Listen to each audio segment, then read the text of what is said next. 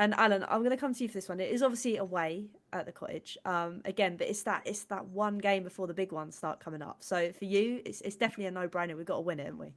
Yeah, I mean, if we don't take maximum points, I think it undoes what we did to a point in this game. I mean, that run we've got coming up later on is like Newcastle, Liverpool, Arsenal, Man City, put Chelsea in. That's 5 back-to-back games. It's not we get a break. It's such a hard run. I want to get points on the board now. I think if we get points on the board now and Aston Villa, buckle under the pressure, I think top 4 is ours, even with that hard run, because I think we can pick up points at some points, but it's not going to be as much as we are now.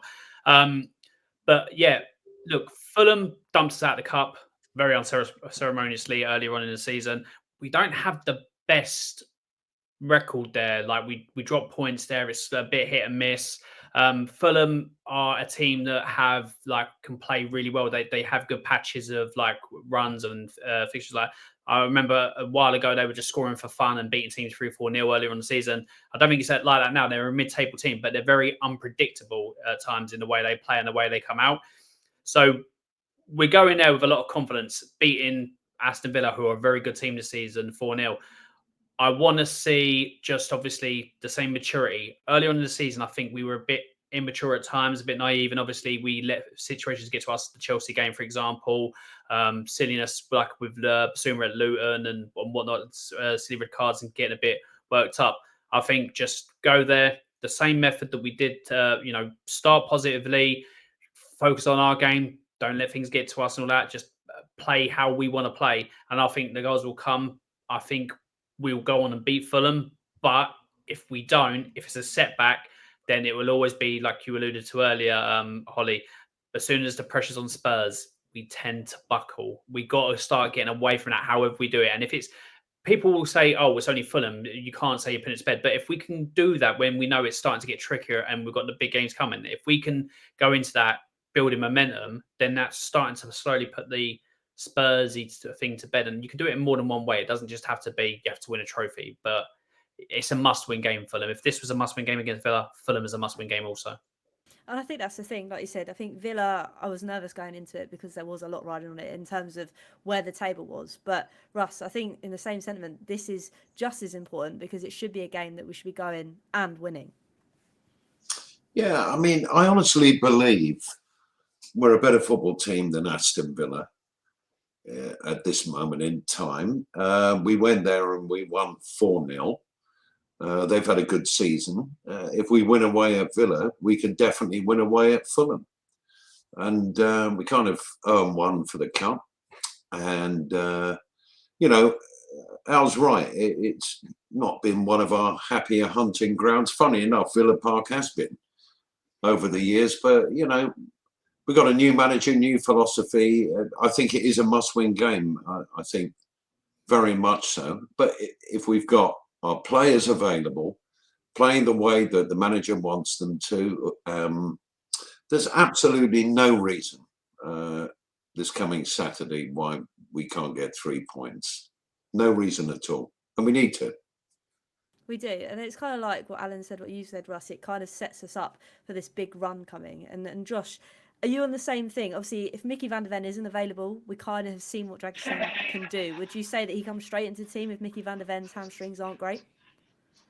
Yeah, absolutely. And to be fair, I think I'm kind of okay with that because our biggest battle against Fulham is it Rodrigo Muniz, I think he's called, the striker, who's in very good form at the minute. He's not particularly quick, but he's a big boy and he's good in the air and he's very physical. So having Romero and Dragosin is absolutely fine by my watch. I don't mean to be contradictory, but I seem to think other than that cup defeat, our record recently in the Premier League there is actually pretty good. I seem to recall we've won our last, unless I'm missing something here. But I keep thinking that it's usually a tough game, but we tend to win by at least a goal. I think it's like 1-0 here and there or 2-1s. But yeah, I'm pretty sure. Yeah. I'm pretty sure that we've won a good few there recently. Look, Fulham, I think that's the big thing. It's Fulham is unpredictable. They have absolutely given teams hidings at Craven Cottage this season. They tend to be really poor away. Fulham, for me, dare I say, were the worst performance or the worst side I've seen this season at play Spurs. Out of all the games that we've had this season, I think they put in the worst performance at the Tottenham Hotspur Stadium. They put in a worse performance than Luton, a worse performance than Sheffield United, and even, I think, a worse performance than Burnley. But again, at the Cottage, it's slightly different. I don't think Marco Silva is a slouch at all. I think he's a very competent coach, and he's going to set that team up to do what we expect. They're going to probably sit back and try and hit long balls to Muniz and do probably kind of similar to what Villa tried to do. But yeah, it's about hoping that these players can gel and, like they did against Villa, and keep it rolling. We've got a case. It's as simple as this. We need to absolutely 100%, without a shadow of a doubt, win every single game against the teams that are below us, and let it be, and including Newcastle, and then our season will be defined on those games against the big six. So I think it's a game that I'm not particularly worried about, because I have faith in this squad. I have faith in these players. But I think the big thing is, and I haven't checked the fixture list, I know it's a 5:30 kickoff, if I'm right in thinking, on the Saturday. So please, someone jump in if they know this. But I think where Spurs buckle under the pressure is not when the pressure's really on so much, but more the sort of light pressure of the teams around us drop points. When teams around us drop points, Tottenham play afterwards, we always drop points. So it's those moments where we need to take advantage. So come the 5:30 kickoff, if any of the teams around us have dropped points, I want to see us be just as ruthless as we were against Aston Villa.